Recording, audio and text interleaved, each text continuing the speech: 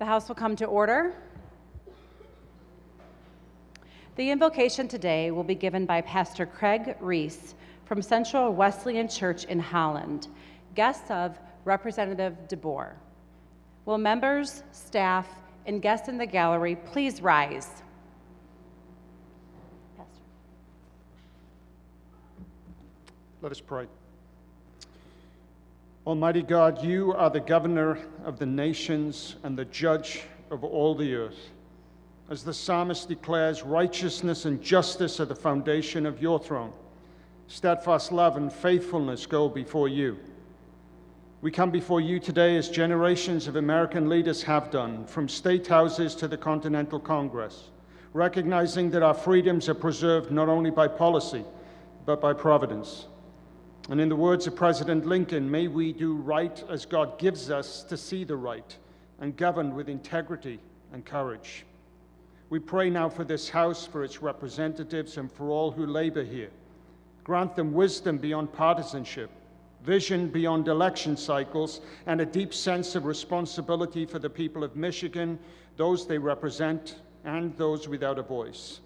Let every debate be shaped by truth, every decision weighed with humility, and every law formed for the common good. And in a time of cultural division, may these leaders model unity that is not the absence of conviction, but the presence of character. Let their disagreements be honorable, their deliberations thoughtful, and all their decisions anchored in what serves the long-term good of all Michiganders. As they face complex decisions on education that shapes our children, on infrastructure that connects our communities, on the economy that sustains our families, on justice that upholds our dignity, and on public health that protects our future, may they do so with wisdom from above. Grant them courage to do what is right, not just what is easy, and may their leadership invite your favor and earn the enduring trust of the people they serve. Bless this House with clarity in vision, civility in speech, and courage in action. In Jesus' name I pray. Amen. The clerk will open the board for the purpose of taking attendance. The board is now open. Members, you may check in at your desk.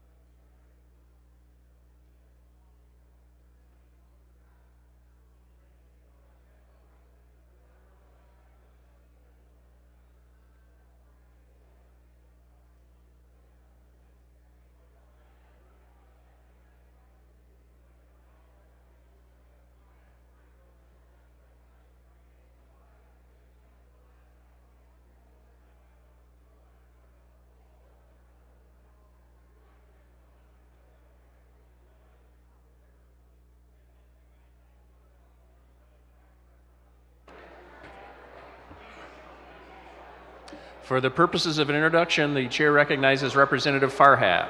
Thank you, Mr. Speaker. Colleagues, today in the East Gallery, I have members of the Governor's Committee on Middle Eastern American Affairs here celebrating Arab American Heritage Month. I encourage you all to help me welcome them to this wonderful chamber.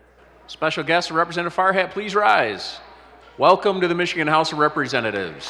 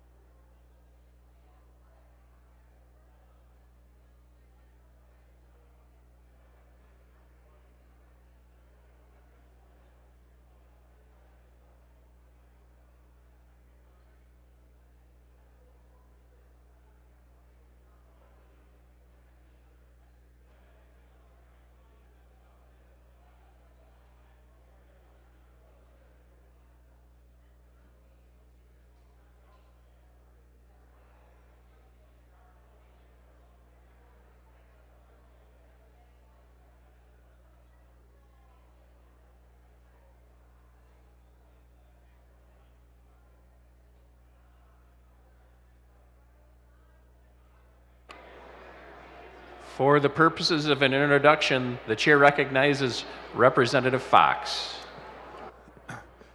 Mr. Clerk, thank you.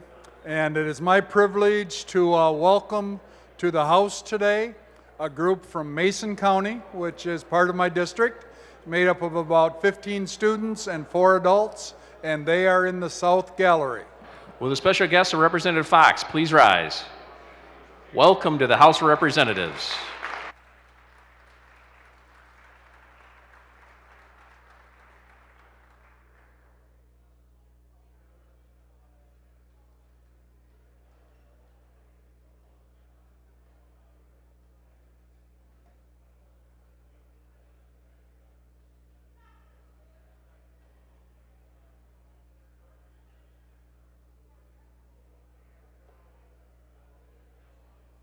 The Midwesterner out of Muskegon has permission to record today's session.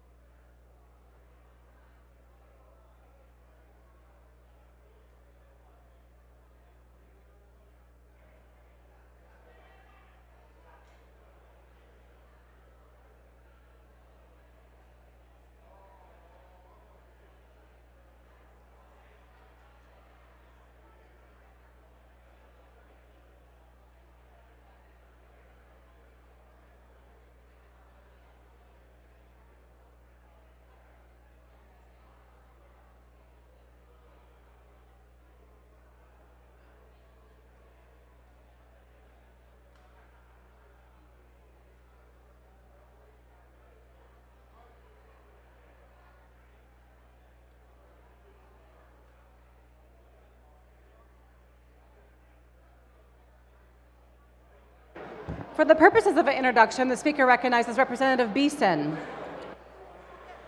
Thank you, Madam Speaker. Today, my colleagues and I are here to honor and welcome the Junior League of Michigan to our state capitol. We're proud and recognize the number of the outstanding organizations from across the Great Lakes Bay Area, otherwise known as the Saginaw Bay. Leadership and development to our community. Our community improvement is truly inspiring, so please join me to acknowledge the presence today in the South Gallery. Will the Junior League of Michigan members please rise and welcome to the Michigan House of Representatives.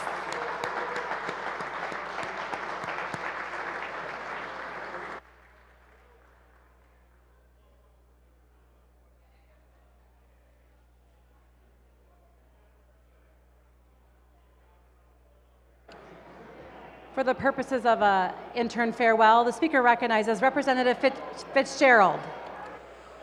Thank you, Madam Speaker. Colleagues, today I have the distinct honor of introducing to the Chamber an exceptional young leader from Michigan State University who has spent the last few months with me in my office as an intern. Coming into this role, it requires an all-hands-on-deck approach to learn this job and to make sure that we are prepared to not only serve this chamber and institution, but also, of course, the constituents back home who are our #1 priority. Leah McGregor has been an absolutely invaluable resource to the people of the 83rd District and the people of Michigan as we continue to do the work that is necessary to improve and enhance the lives of Michiganders. And so for that, I would like to thank her for her months and months of service and wish her farewell and every good luck in her next endeavor. And for that, again, thank you to Leah McGregor and her dedicated service to the Michigan House of Representatives. Will Leah McGregor please rise, and thank you for your services to the state of Michigan.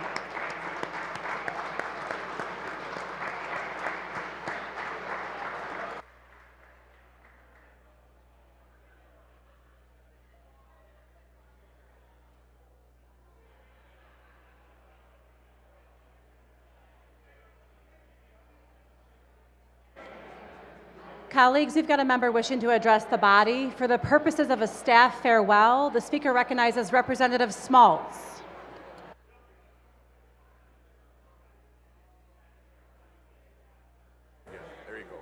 Okay. Thank you, Madam Chair. I rise today to wish a warm farewell to a member of my legislative staff, Jared Hochmuth. Jared has served in the legislature for more than 3 years and has been a member of my office since day one. Jared has played a vital role in my office, assisting countless constituents with navigating state government, holding meetings, planning events, and even helping with policy. I can't tell you how many compliments I get about him, how he treats constituents, and how he makes them feel like their concern is the most important. That's invaluable in a person, and I appreciate his kindness so much. While I'm sad to see him leave my office, I'm excited for the opportunity he's pursuing, and I have no doubt he will excel in his future role in Marquette, by the way.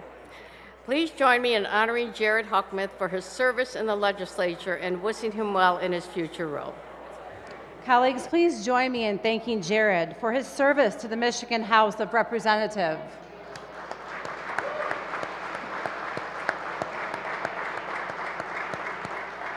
Speaker recognizes Representative Schmaltz. Thank you, Madam Speaker. I have a legislative tribute that I'd like to present, thanking Jared for his service in the Michigan House of Representatives. Jared is joined by his wife, Abby, and some friends up there in the gallery. Please stand. Thank you. Will the family of Jared please stand up? Thank you, Jared, again for your service to the state.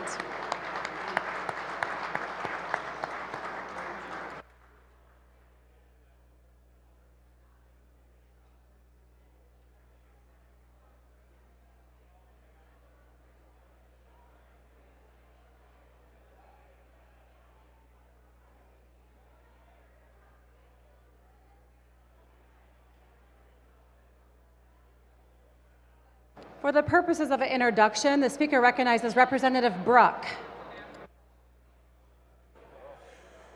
Thank you, Madam Speaker. I have a special guest today. I have Sheriff Troy Goodenough from Monroe County, who is also the spearhead behind the program Viper, which is helping put away criminals that are involved with child trafficking and sexual predatory practices. So he's back in my back corner there. So Sheriff Goodenough is here today on the floor. Welcome, Sheriff, to the Michigan House of Representatives. Thank you for being here.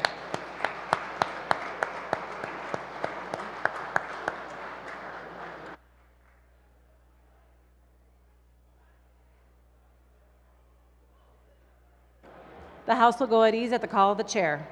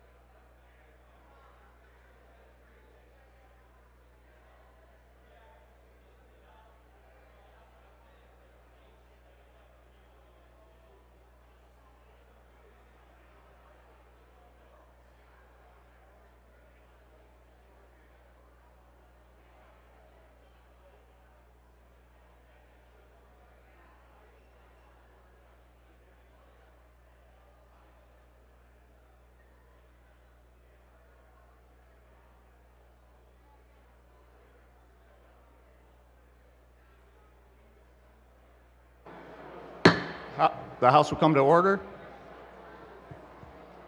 For the purposes of an introduction, Speaker recognizes Representative Tisdale. Thank you very much, Mr. Speaker. Representative Tom Kuhn couldn't be here today, so I wanted to take this opportunity to introduce. We have 30 students and 15 adults from Hill Elementary out of Troy in the West Gallery. Would the guests of Representative Tisdale from Hill Elementary please rise? Welcome to the House of Representatives.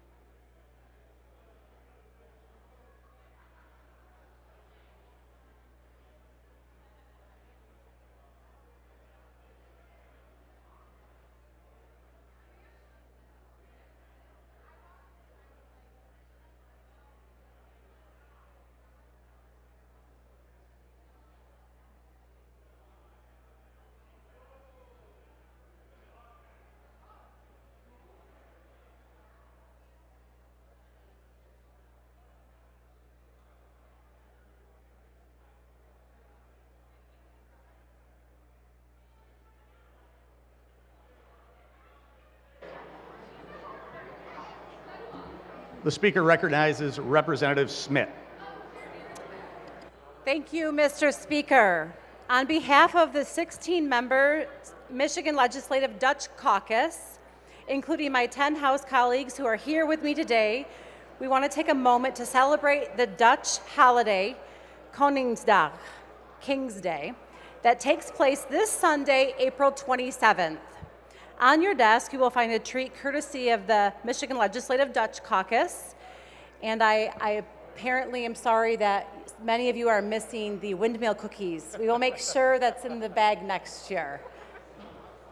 This is sponsored by our friends at MLC. The Droos chocolate are a staple of West Michigan's Dutch culture. Also, King's peppermints have a long tradition in the Netherlands and are the country's best-selling peppermints.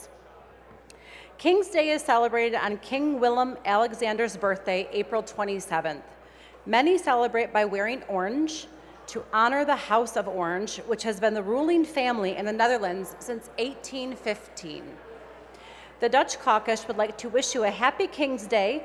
Please enjoy the treats, and as the Dutch commonly say before they eat a meal, ek smelek. Thank you. Thank you, Representative Smith. Happy King's Day.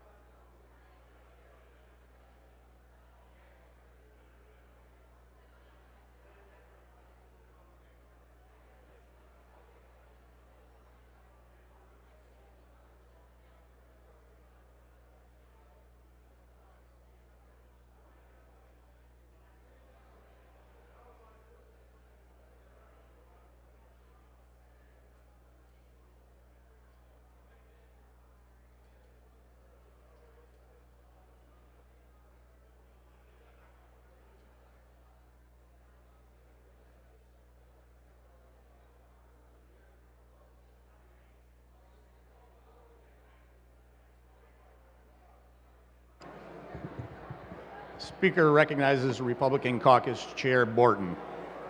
Thank you, Mr. Speaker. Attention, Republican members. We have Republican caucus in the Republican caucus room.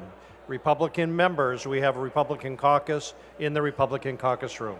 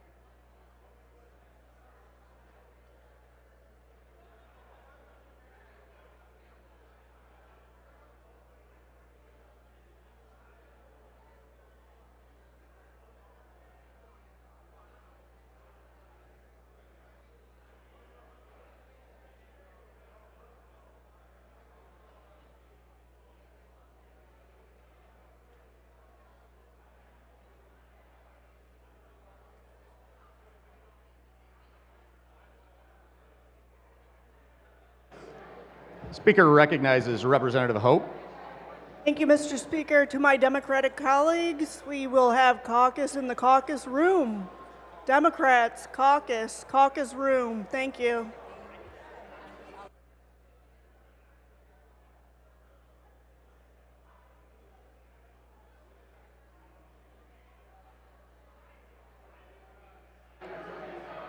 Speaker recognizes Representative St. Germain for the purposes of an introduction. Mr. Speaker. Today I have two guests. I'm very excited because I don't get a lot of guests here at the Capitol. But I have two adults from Chesterfield Township. They're in the South Gallery, Jeff Griffith and Adam Griffith. Will the guests of Representative St. Germain please rise? Welcome to the House of Representatives.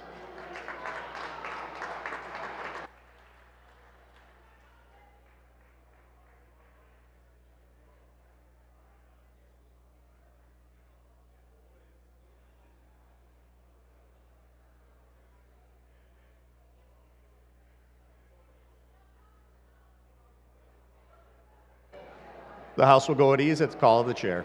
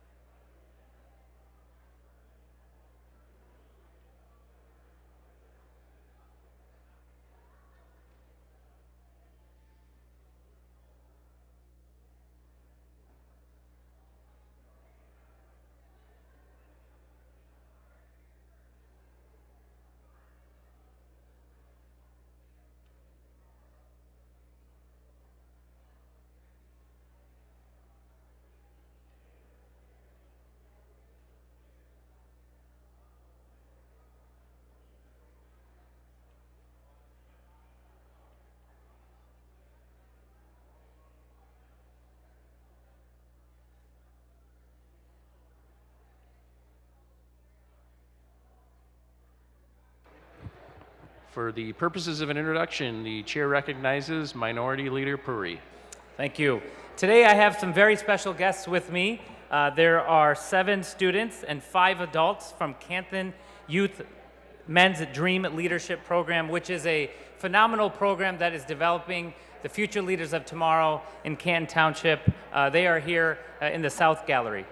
Will the special guests of Representative Puri please rise and welcome to the Michigan House of Representatives.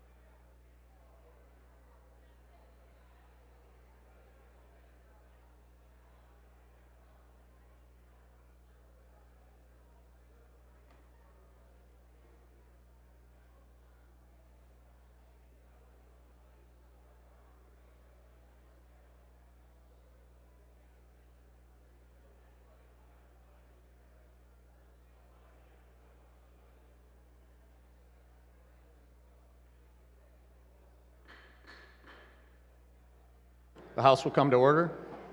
Speaker recognizes Minority Floor Leader Fitzgerald. Thank you, Mr. Speaker. I move to excuse Representatives Edwards and Foreman. Without objection, so ordered. Speaker recognizes Majority Floor Leader Posthumus. Move to excuse Representative Kuhn. Without objection, so ordered. Clerk will close the board, tally, display, and announce today's attendance.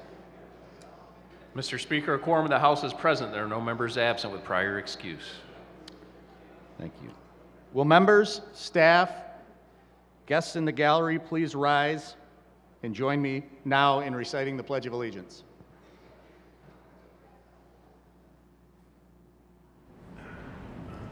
I pledge allegiance to the flag of the United States of America and to the republic for which it stands, one nation, under God, indivisible, with liberty and justice for all.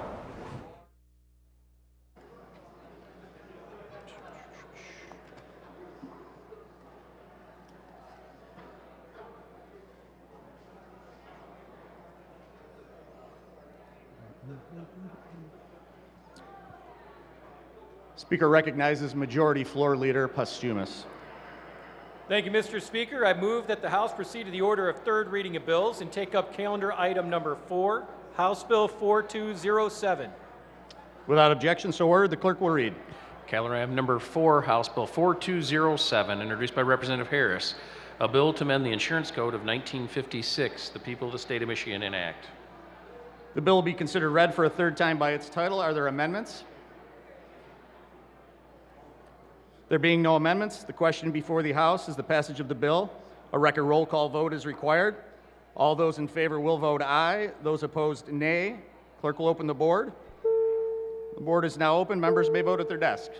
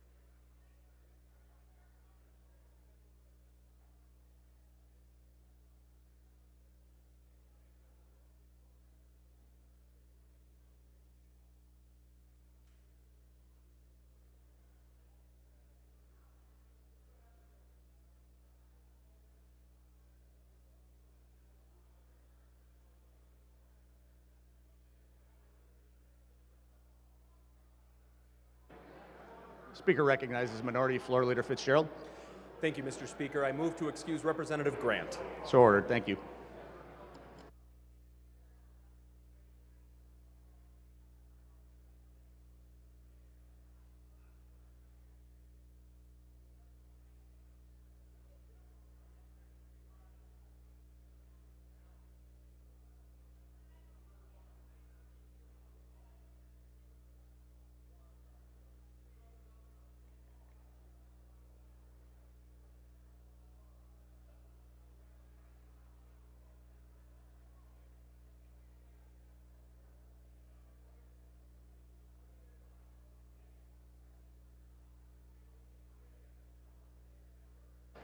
Members, please vote at your desk.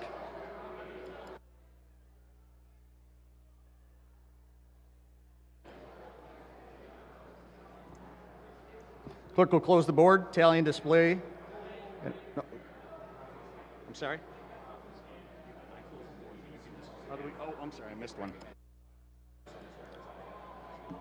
Representative Rotson votes aye.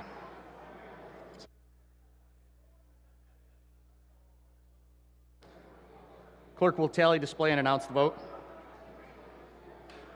Mr. Speaker, on the question of final passage of House Bill 4207, there are 106 aye votes and 0 nay votes. Majority of the members elected and serving voting in favor, therefore the bill has passed. Speaker recognizes Majority Floor Leader Posthumus. I move for immediate effect. The Majority Floor Leader moves for immediate effect. All those in favor will rise. Immediate effect is ordered. Speaker recognizes Majority Floor Leader Postumus. Continuing on the order of third reading of bills, I move that the House take up calendar item number 5, House Bill 4208. Without objection, so ordered. The clerk will read. Calendar item number 5, House Bill 4208, introduced by Representative Brenda Carter, a bill to amend the Insurance Code of 1956. The people of the state of Michigan enact. The bill will be considered read for a third time by its title. Are there amendments? There are no amendments. The question before the House is the passage of the bill. The record roll call vote is required. All of those in favor will vote aye. Those opposed, nay. The clerk will open the board. Board is now open. Please vote at your desks.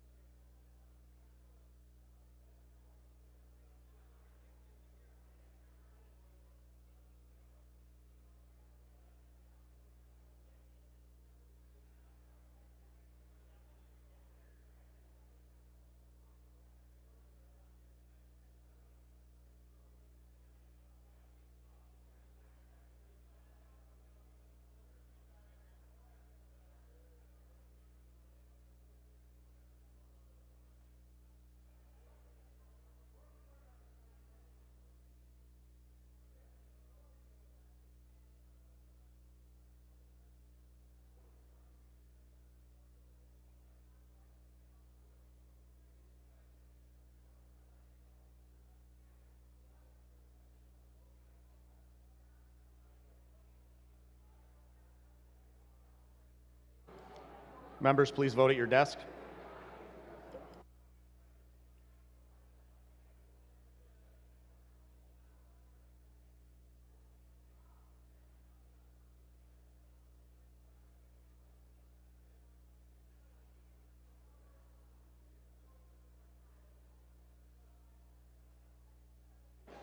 The clerk will close the board, tally, display, and announce the vote. Mr. Speaker, on the question of final passage of House Bill 4208, there are 106 aye votes and 0 nay votes. Majority of the members elected and serving having voted in favor, therefore the bill has passed.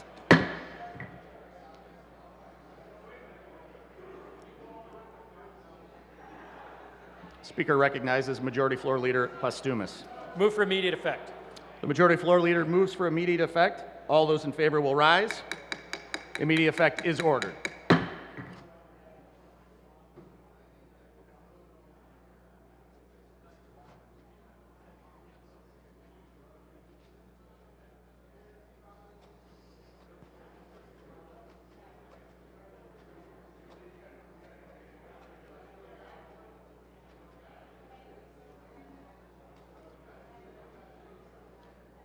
Speaker recognizes Majority Floor Leader Postumus.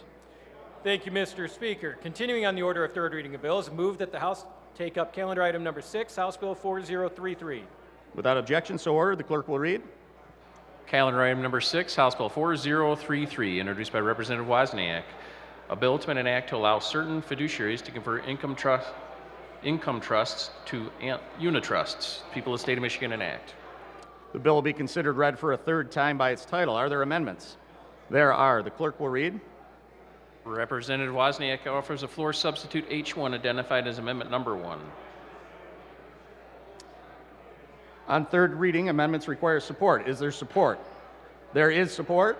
The question before the House is the adoption of the amendment. The clerk will open the board. The amendment is adopted. Are there any further amendments? There being no further amendments, the question before the House is the passage of the bill. A record roll call vote is required. All those in favor will vote aye. Those opposed, nay. The clerk will open the board. Board is now open. Members may vote at their desk.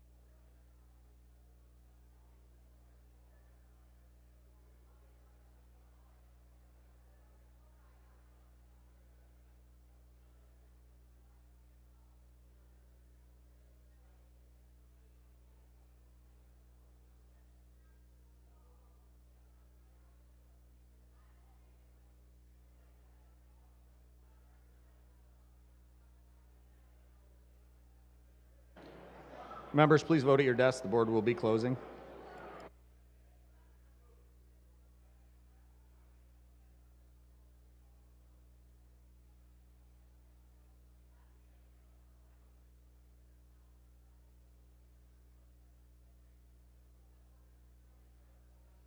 The clerk will close the board, tally, display, and announce the vote.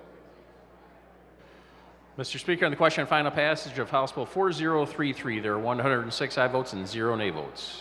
A majority of the members elected and serving having voted in favor, therefore the bill has passed. Speaker recognizes Majority Floor Leader Postumus. I move for immediate effect. The Majority Floor Leader moves for immediate effect. All those in favor will rise. Immediate effect is ordered. Speaker recognizes Majority Floor Leader Postumus. Continuing on the order of third reading of bills, I move that the House take up calendar item number 7, House Bill 4034.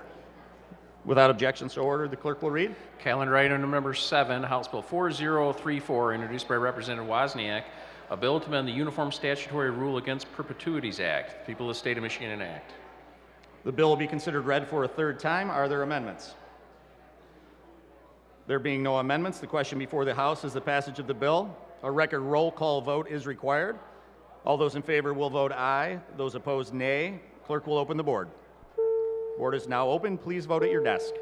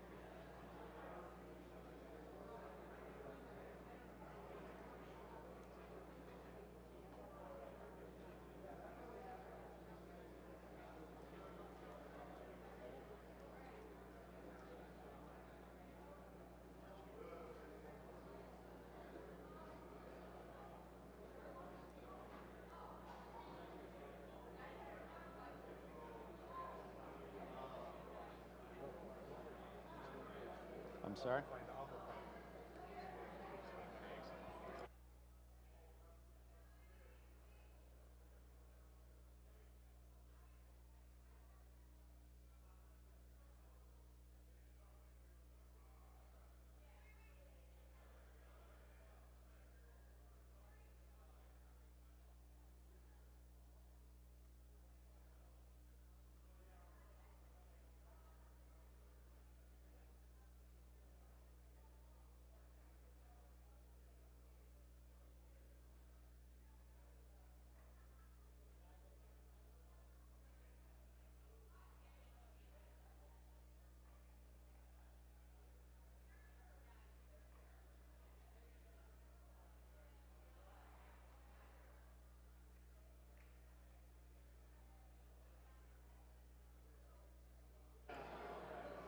The clerk will close the board, tally, and display and announce the results.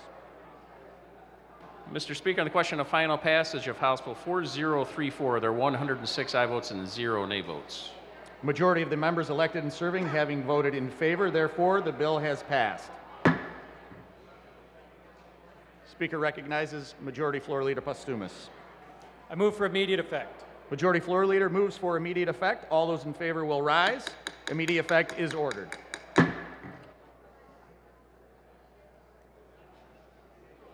Speaker recognizes Majority Floor Leader Postumus. Thank you, Mr. Speaker. I move that the House, continuing on the order of third reading of bills, I move that the House take up calendar item number 8, House Bill 4255. Without objection, so ordered, the clerk will read. Calendar item number 8, House Bill 4255, introduced by Representative Leitner, a bill to amend the Public Health Code. People of the State of Michigan enact. The bill be considered read for a third time by its title. Are there amendments? There are no amendments. Speaker recognizes Representative Reinigans. Thank you, Mr. Speaker. May I please have permission to speak to the whole package? So ordered. Thank you. Today, I rise in opposition to House Bills 4255 and 4256. We all know that we're in the midst of an opioid overdose crisis, with 87,000 Americans dying from overdoses in 2024 alone. Here in Michigan, 2,931 Michiganders died from overdoses in 2023. These are both down from multiple years preceding them, but we shouldn't stop trying to save these precious lives until there are 0 opioid overdose deaths. Any loss of life is tragic, especially when it can be prevented.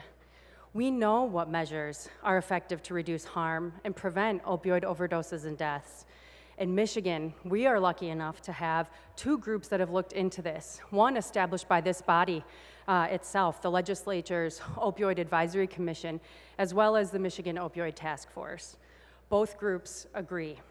The 2 most helpful things in preventing people from overdosing and saving lives are increasing access to treatment and reducing harm.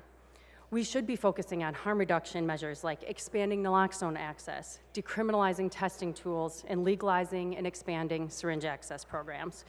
We also know that the availability and accessibility of substance use disorder treatment can help move people into recovery. These bills, however, only create harm. They do not reduce harm. They're doing the opposite. Michigan, out of any state in the nation, already has the harshest penalties for the manufacture, delivery, and possession of fentanyl and heroin.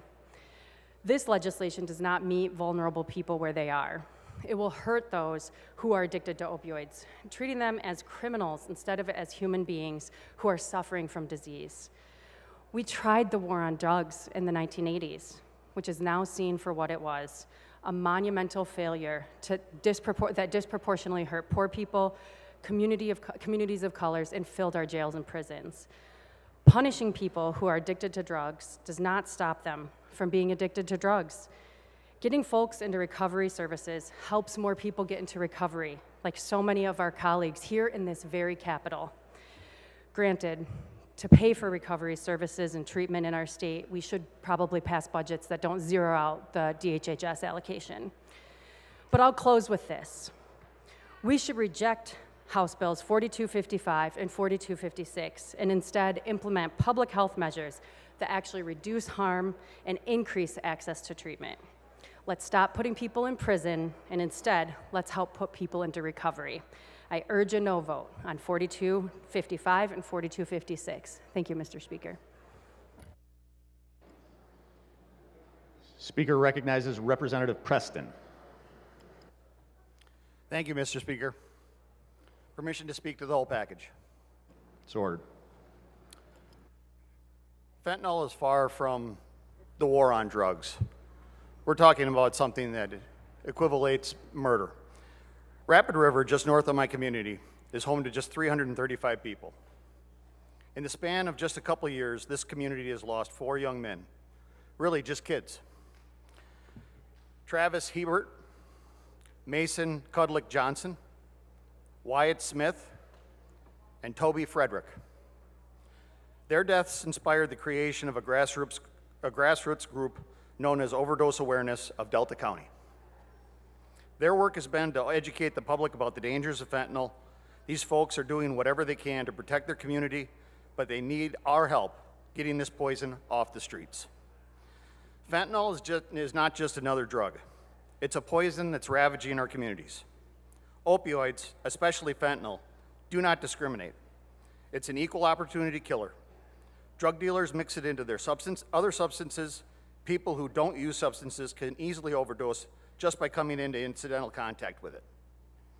Fentanyl acts quickly, suppressing the central nervous system, resulting in respiratory depression. It can easily lead to respiratory suppression. Simply put, overdose leads to suffocation.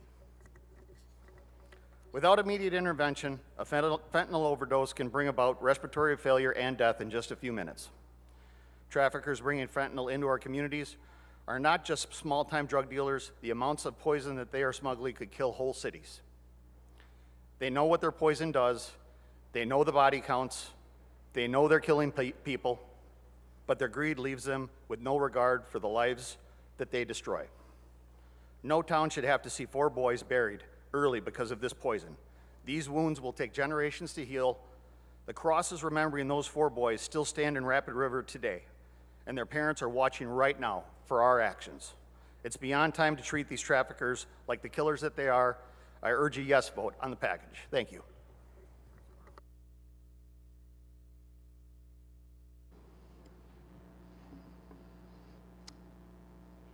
Speaker recognizes Representative O'Neill. Thank you, Mr. Speaker. Permission to speak to the entire package? So ordered. Thank you. I rise in opposition of House Bill 4255 and 4256. These bills implement cruelty when the people's need is evidence-based support. Mr. Speaker, for decades, the war on drugs and other tough, punitive positions on crime have marginalized Black and brown communities. These practices are unfortunately the direct result of systemic racism in this country that continues to be reinforced in the very function of our society, and these bills are yet another reminder and reinforcement of this practice. The book called The New Jim Crow, it explains how the war on drugs has led to direct increase in mass incarceration in mostly Black and brown men. The war on drugs caused the United States prison population to explode, with drug convictions accounting for the majority of the increase. While these bills before us, I will admit, recognize the serious threat of fentanyl in our communities. And this policy will implement a tough-on-crime approach that we know does not work. It does nothing to solve the real problem before us, Mr. Speaker. I recently read a headline that said, billion-dollar supersized prisons are slated to be built across the United States of America. And it went on to say, but do they help or do they hurt the public? In Michigan, we have some of the longest sentences in the country. Not Mississippi, not Louisiana, not Alabama, but Mr. Speaker, Michigan. Think about that for a moment. Michigan. And 53% of Michigan prisoners are Black. Now, we have 26 facilities in the state of Michigan. I visited, I believe, 16 or 17 of those institutions, Mr. Speaker. And there was one visit I made that I remember like it was yesterday. And as I was leaving with colleagues, I turned around and looked behind, looked back. And it was just a sea of Black men. That's a sea, that's all I could see. And my heart just kind of got heavy. And I said, my goodness, this is a major, major issue. Yet, Mr. Speaker, Black individuals only make up 14% of the total state population. but yet 50% of the prisoners are black men. We can't deny that demographics are disproportionate, but Mr. Speaker, this legislation before us today seeks to resurrect a dying punishment practice, a practice that didn't work, a practice that continues to perpetuate mass incarceration for black and brown populations. For years, mandatory minimum and harsher maximum sentences for drugs led to prison populations over 51,000 people in Michigan. 51,000. Mr. Speaker, in Michigan, 2 decades ago, nearly 45 out of every 100 people released from prison were back in prison within 3 years. Extremely high recidivism rate. These sentencing practices that are part of this package, Mr. Speaker, resulted in no increase in public safety or positive outcomes for these who were sent to prison. The data speaks to it. This type of policy doesn't work. Now, I will say this, there are a lot of smart people in this room on both sides of the aisle.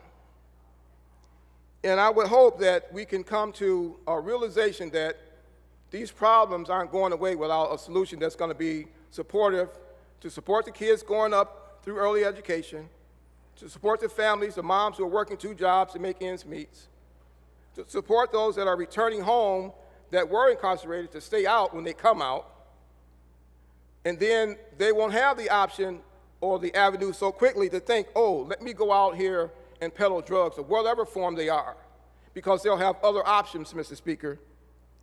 Since then, a change has taken place in the work that we've been doing here in Michigan to implement evidence-based programming right here in our Michigan prisons. It's like a big rudder on a big ship. You know, we have these big freighters going out throughout our lakes across Michigan. And I'm an avid fisherman. I have a small 14-foot fishing boat, but it's easy for me to turn that boat on a dime. But that rudder on that big ship, when you turn that rudder, Mr. Speaker, you know it takes a little time for it to make that turn because it's a large, heavy vessel. This problem that we have is similar. And so the evidence that we've seen here in Michigan, the rudder and the turn is happening right here in Michigan, such as education and skill building opportunities, substance abuse treatment programs, and objective decision making and effective support for reentry. It's working. Evidence-based programs have safely reduced, here in Michigan, the prison population from 51,000 to below 33,000. Look at the data. And the number of people returning to prison within 3 years cut it by half. The data supports it. We just had a very encouraging committee hearing in corrections a few weeks ago, where the Offender Success Director, Mr. Kyle Kaminsky, he shared a lot of data with us. And my colleagues that's on that committee can attest to that. For me, hearing that data, me being the chair in the last term of the correction, vice chair this term, I know the work that went into it on both Democrats and Republicans alike. We worked on that together to get the results that I'm referencing here today, Mr. Speaker. However, this legislation has none of the evidence-based programs that I just mentioned. These bills take us backwards, costing taxpayers more money to re-implement a system that we know does not improve public safety outcomes for us today.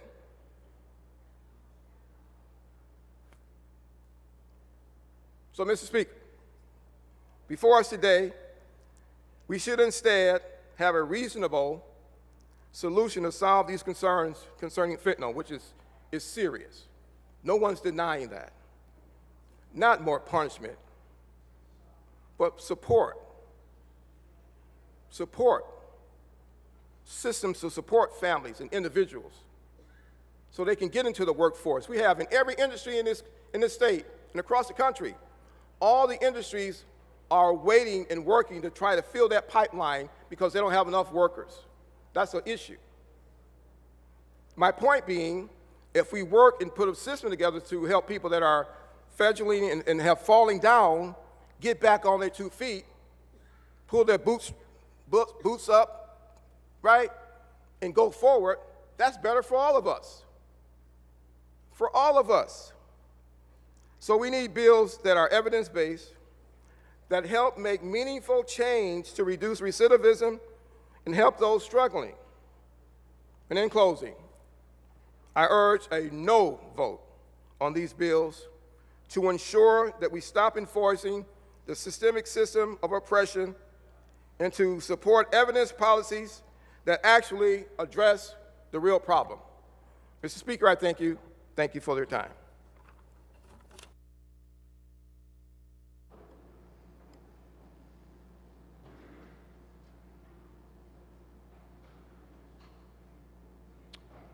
Speaker recognizes Minority Floor Leader Fitzgerald.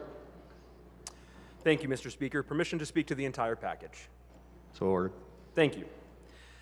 Mr. Speaker, this moment in America is the culmination of decades fighting the failed war on drugs. We are struggling to adequately respond to the many factors that fuel and perpetuate the need and desire for drug use. First, I thank my colleagues for their work on this issue, because the opioid crisis, the fentanyl crisis in America is just that, a true crisis. It is something that we cannot continue to expect policy alone to remedy. Even still, many of us in this chamber have worked on policies that do aim to save lives and improve outcomes as we navigate the continually increasing presence of fentanyl and opioids in our communities. But policies that solely punish, lacking the ability and resources to adequately respond with treatment, rehabilitation, will not lead us out of this moment. It is hard not to think about the constituents each of us know, the friends, the colleagues, the family members who have been impacted by fentanyl. It drives us to respond forcefully. It does. To perhaps deliver some form of justice for their experiences. And for those who traffic and manufacture these substances, it may be a component of what is just. We know that this crisis touches every community and cross-section of our state, leaving few, if any, of us unaffected. Yet our continued reliance on criminalization and mandatory minimum sentences for all offenses unjustly emphasizes punishment, not rehabilitation. This approach does more harm than good, ultimately damaging lives instead of helping us rebuild them. These policies have gone through many versions, iterations, and in many legislatures. But I believe the version that we have before us today, the decision we have before us today, is most lacking. We need to commit ourselves to addressing the underlying causes of addiction, drug dependency, and mental health issues that contribute to substance use in this country. We are smart enough, understanding enough, and brave enough to do that work. But this, Mr. Speaker, is not the compassionate response, nor the impactful response that Michiganders deserve. It only serves as a tool to prosecute but not improve. As I said, Mr. Speaker, I believe these policies are well-intentioned. They are rooted in service, but underscore the importance of continuing a much-needed and worthy conversation in this chamber. I would close with some encouragement, Mr. Speaker. I encourage us all to commit to continued research, dialogue, debate, to prepare and improve bill set. I encourage us to consider whether the appearance of being tough on drugs is worth undercutting our ability to serve those suffering from addiction. Therefore, I also encourage a no vote on House Bills 4255 and 4256, while imploring us to continue the serious and consequential work to effectively, compassionately, and strategically find solutions that will tame this crisis and its devastating impacts on the lives of Michiganders. Thank you. Speaker recognizes Representative Boleyn. Thank you, Mr. Speaker. Permission to speak to the whole package. So ordered. Colleagues, today I rise in support of House Bills 4255 and 4256. This package of bills creates a new category of controlled substances and creates a higher penalty for heroin, fentanyl, carfentanil, and any derivative of heroin, fentanyl, carfentanil, or any opiate, and revises the penalties.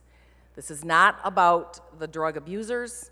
It's really about the ones that feed the abusers.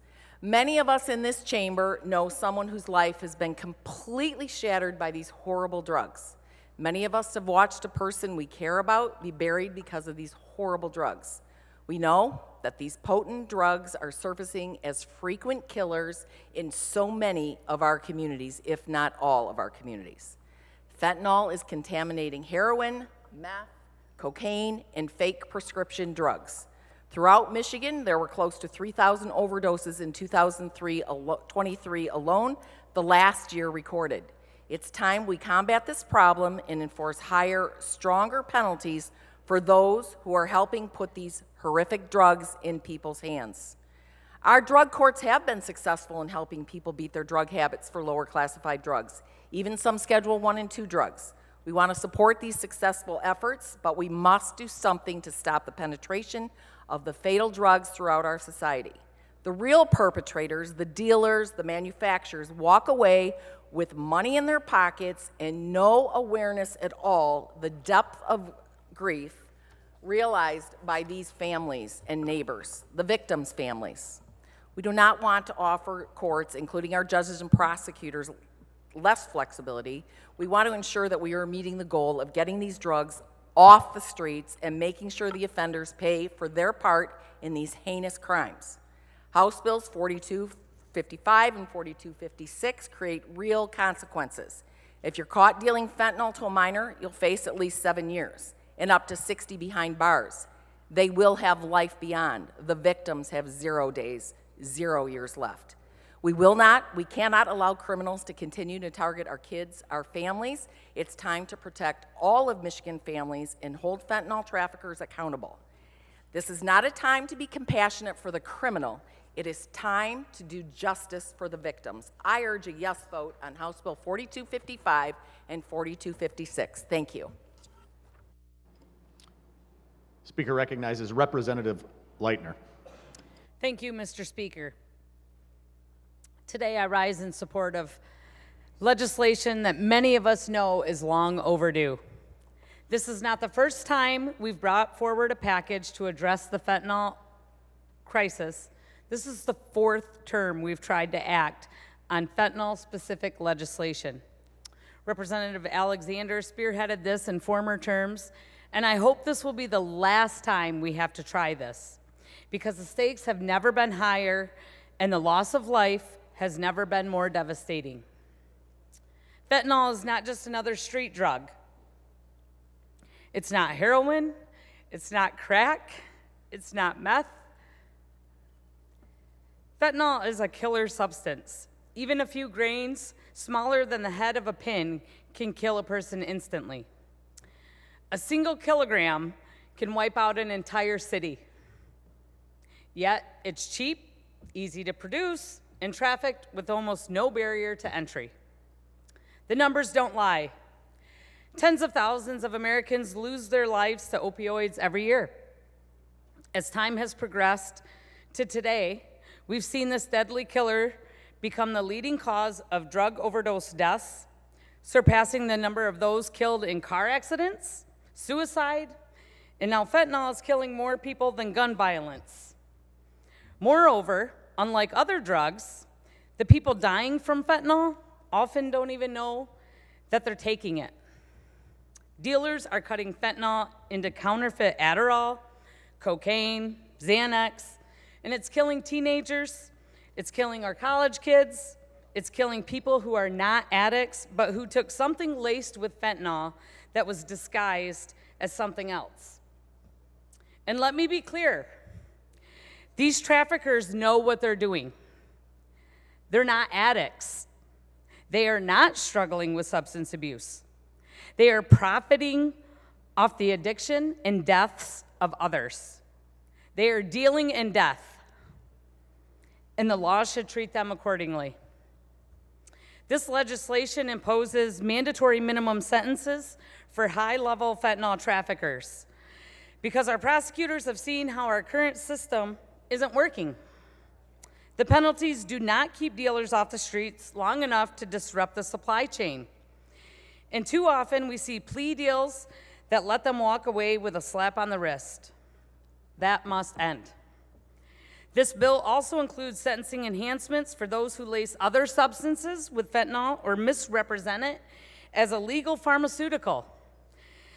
That is one of the deadliest practices driving this epidemic. It also imposes a stronger penalty for those who knowingly sell fentanyl to minors, because too many young people are dying from drugs they didn't know were laced. I understand that some have concerns about mandatory minimums. I share those concerns in other contexts. But fentanyl is not like other drugs. You don't need a lab or a cartel to make it. You just need a few chemicals, a pill press, and the internet. And when someone is caught trafficking in large quantities that could kill thousands, it's not an accident. It's not a mistake. It's a choice to profit from death. We have a responsibility to protect our communities, to act when the law is failing, and to make clear that in Michigan, if you knowingly traffic in fentanyl, you will be held fully accountable. No one should be able to deal in death and expect a deal in court. This bill is targeted, it's strategic, and it's necessary. For all those that we've lost to fentanyl, let's finally take the bold step needed for Michiganders. Let's give our prosecutors the tools in the toolbox that they need to combat this crisis. I, for one, am unwilling to sacrifice any more of my loved ones to an early grave by coddling to dealers, knowingly distributing poison and death. I ask you all in this chamber to put people over politics and do what's right for our communities and vote yes on these bills. Thank you. The question before the House is the passage of the bill. A record roll call vote is required. All those in favor will vote aye. Those opposed, nay. The clerk will open the board. Board is now open. Members, please vote at your desk.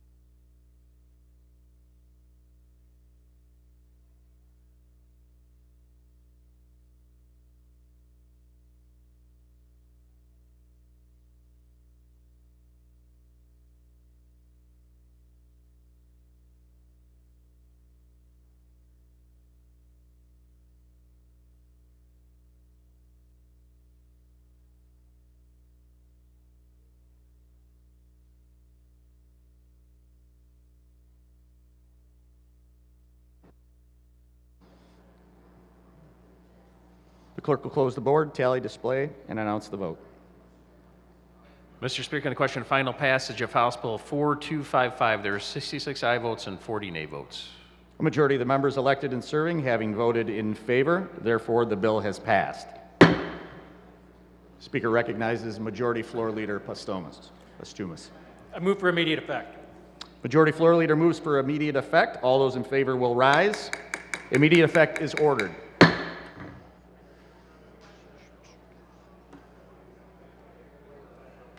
Speaker recognizes Majority Floor Leader Pastumas. Continuing on the order of third reading of bills, I move that the House take up calendar item number 9, House Bill 4256. Without objection, so ordered. The clerk will read. Calendar item number 9, House Bill 4256, introduced by Representative Bolin, a bill to amend the Code of Criminal Procedure. The people of the state of Michigan enact. The bill will be considered read for a third time by its title. Are there amendments? There being no amendments, the question before the House is the passage of the bill. A record roll call vote is required. All those in favor will vote aye. Those opposed, nay. The clerk will open the board. The board is now open. Members may vote at their desk.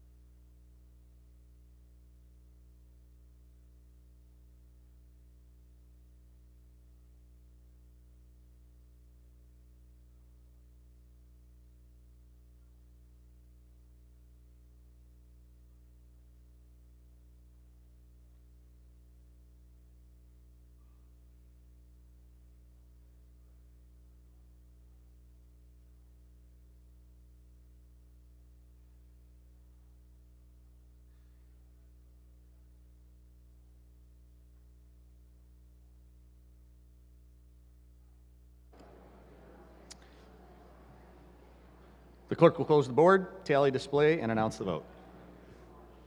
Mr. Speaker, on the question of final passage of House Bill 4256, there are 65 aye votes and 41 nay votes. A majority of the members elected and serving having voted in favor, therefore the bill has passed. Speaker recognizes Majority Floor Leader Postumus. I move for immediate effect. Majority Floor Leader moves for immediate effect. All those in favor will rise. Immediate effect is ordered.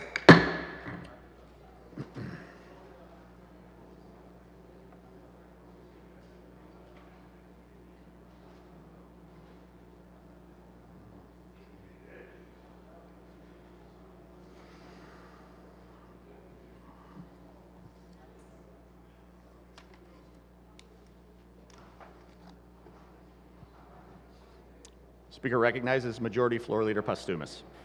Thank you, Mr. Speaker. I move that the House proceed to the order of second reading of bills. Take up calendar item number 9, calendar item number 29, House Bill 4047. Without objection, so ordered. The clerk will read. Calendar item number 29, House Bill 4047, introduced by Representative Bierlein, a bill to impose civil liability and prescribe criminal penalties for non-consensual creation or dissemination of deepfake sexual images.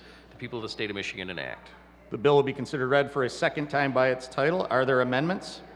There are amendments. The clerk will read. The Committee on Judiciary, Representative Leitner, Chair, recommends the adoption of substitute H2. The question is the adoption of substitute. All those in favor will vote aye. Opposed will vote nay. Clerk will open the board. The substitute is adopted. Are there any further amendments? There are. Clerk will read. Representative Bierlein offers a floor substitute H3 identified as amendment number 2. The question is on the adoption of the amendment. All those in favor will vote aye. Those opposed will vote nay. The clerk will open the board. The amendment is adopted. Are there further amendments? There being no further amendments, the question before the House is the advancing of the bill to the order of third reading. Hearing no objections, the bill is on third reading. Speaker recognizes Majority Floor Leader Postumus. Continuing on the order of second reading of bills, I move that the House take up calendar item number 30, House Bill 4048. Without objection, so ordered. The clerk will read. Calendar item number 30, House Bill 4048, introduced by Representative Cernoglu, a bill to amend the Code of Criminal Procedure. The people of the state of Michigan enact. The bill will be considered read for a second time by its title. Are there amendments? There being no further amendments, the question before the House is the advancing of the order to the order of third reading. Hearing no objections, the bill is on third reading.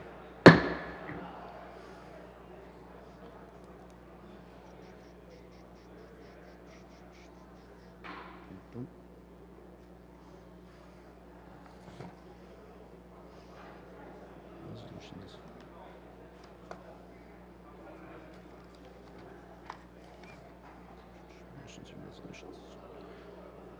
Speaker recognizes Majority Floor Leader Postumus.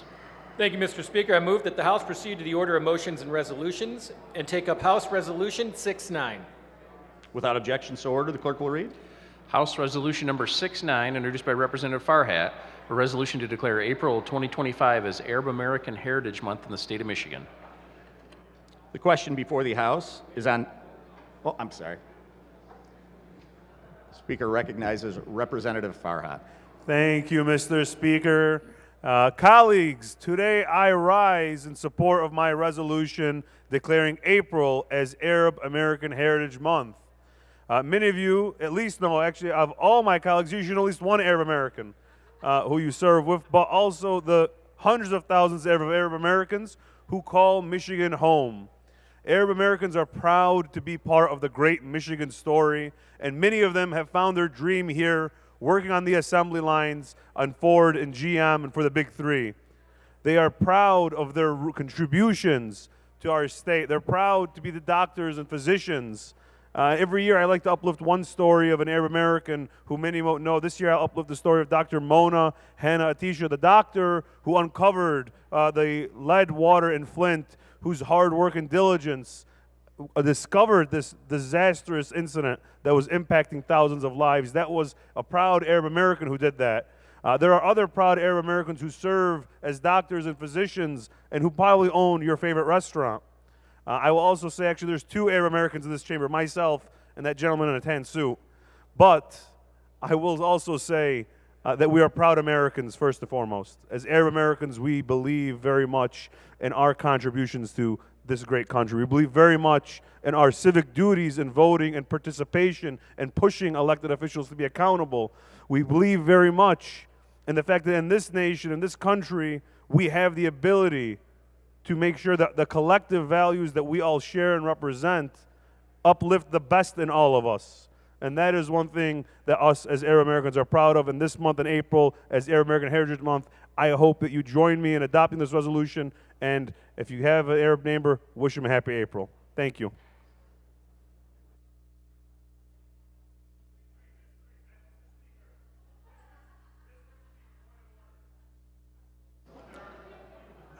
Speaker recognizes Representative Farhat. Mr. Speaker, I need to be forgiven for a grave mistake I made. A grave mistake. And I need my colleagues' attention for this. There are 3 Arab Americans in this chamber. 3 Arab Americans. One is right here. The OG, the original, the one that was here before I was. So 3 Arab Americans, yes. And one was adopted over here. So we have 4 now. We've now successfully, through the course of this speech, 4 times the Arab American representation here. So thank you, Mr. Speaker. We appreciate your correction. The question before the House is the adoption of House Resolution 69. All those in favor of the resolution will say aye. Those opposed will say nay. The resolution is adopted. Speaker recognizes Majority Floor Leader Postumus. Continuing on the order of motions and resolutions, I move that the House take up calendar item number 1, House Resolution 16. Without objections, so ordered. The clerk. Thank you. Without objection, so ordered. The clerk will read. Calendar item number 1, House Resolution 30, introduced by Representative Fairbairn, a resolution urging the United States Congress to enact legislation that would reinstate the Department of Interior's prior removal of the gray wolf from the endangered species list, thus allowing gray wolf population management to be handled at the state level. Speaker recognizes Representative Fairbairn. Thank you, Mr. Speaker. I rise to speak to House Resolution 30, which calls upon Congress to move a measure reinstating the United States Department of Interior's delisting of the gray wolf from the endangered species list, thus allowing gray wolf population management to be handled by the state. Gray wolves were first classified as an endangered species by the federal government in 1967. Since the initial listing, gray wolves in Michigan and elsewhere have been federally protected under a variety of laws, including the Endangered Species Act of 1973. Since its initial listing, gray wolf populations across the United States, and especially Michigan, have made a tremendous recovery and stands as a true success story of the Endangered Species Act. Today, Michigan's thriving gray wolf population is evidence that federal protections through the Endangered Species Act is no longer necessary. In its 2024 Winter Wolf Survey, the Michigan Department of Natural Resources estimated that there were, at the very least, 750 wolves in the Upper Peninsula. That comprised more than 150 packs. Without the ability to manage the gray wolf population in our own state, it's likely that Michigan's population will continue to swell and wreak havoc on an already severely declining white-tailed deer population in the Upper Peninsula, not to mention livestock and pets. Having exceeded population growth expectations, the gray wolf management should now be returned to the states and our own wildlife management system. Thank you for the opportunity to speak on this resolution. I encourage my colleagues to join me in supporting it. The question before the House is the adoption of House Resolution 30. All those in favor of the resolution will say aye. Those opposed will say nay. The resolution is adopted.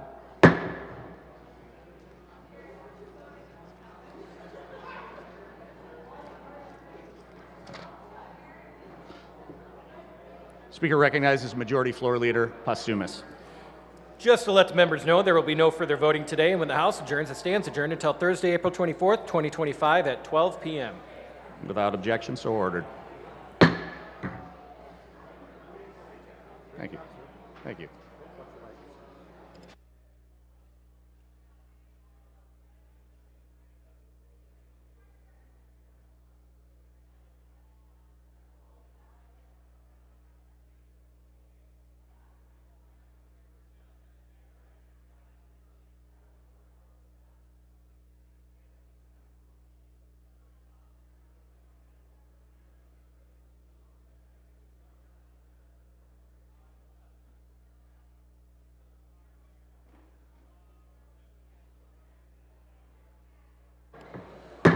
House come to order and proceed to announce this by the clerk of printing and enrollment. The clerk announced the following bills were reproduced and made available electronically on Tuesday, April 22nd. House Bills 4349 through 4379, Senate Bill 234. Clerk announced the following bills were reproduced and made available electronically on Wednesday, April 23rd. Senate Bills 229 through 233 and 235 to 243. Clerk announced the following Senate bill received on Wednesday, April 23rd. Senate Bill 102. Reports of standing committees. The Committee on Natural Resources and Tourism, Representative Martin Chair, reported House Bill 4029 with recommendation that the substitute H1 be adopted and the bill then pass. Bill referred to the order second reading of bills. The Committee on Health Policy, Representative Vanderwall Chair, reported House Bill 4309 with recommendation that the substitute H1 be adopted, with further recommended that the bill referred to the Committee on Rules. Bill be referred to the Committee on Rules. The Committee on Education and Workforce, Representative DeBoer, Chair, reported House Bill 4225 without amendment, with recommendation the bill pass. Bill be referred to the order second reading of bills. The Committee on Education and Workforce, Representative DeBoer, Chair, reported House Bill 4229 with recommendation that the substitute H1 be adopted and the bill then pass. Bill be referred to the order second reading of bills. Messages from the Senate.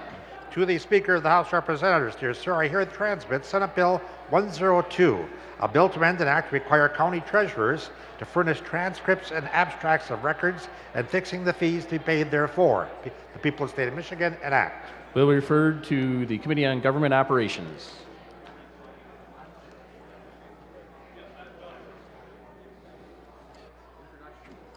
Introduction of bills. Representative Beerline offers House Bill 4380, a bill to amend the Public Health Code. People of the state of Michigan enact. Bill be considered at a first time by its title, referred to Committee on Health Policy. Representative Wagala offers House Bill 4381, a bill to amend an act to provide for the regulation and control of public and certain private utilities. People of the state of Michigan enact. Bill be considered at a first time by its title, referred to Committee on Government Operations. Representative Morgan offers House Bill 4382, a bill to amend the Michigan Campaign Finance Act. People of the state of Michigan enact. Bill be considered at a first time by its title, referred to the Committee on Government Operations. Representative DeSana offers House Bill 4383, a bill to amend the Michigan Campaign Finance Act. People of the state of Michigan enact. Bill will be considered read first night by title, referred to the Committee on Government Operations. Representative McKinney offers House Bill 4384, a bill to amend the Management and Budget Act. People of the State of Michigan enact. Bill will be considered read first night by title, referred to the Committee on Government Operations. Representative Andrews offers House Bill 4385, a bill to amend the Natural Resources and Environmental Protection Act. People of the State of Michigan enact. Bill will be considered read first night by title, referred to the Committee on Natural Resources and Tourism. There being no further business to come before the House, Representative Rogers moves that the House adjourn. Hearing no objection, the House will stand adjourned until Thursday, April 24th, 2025 at 12 o'clock noon.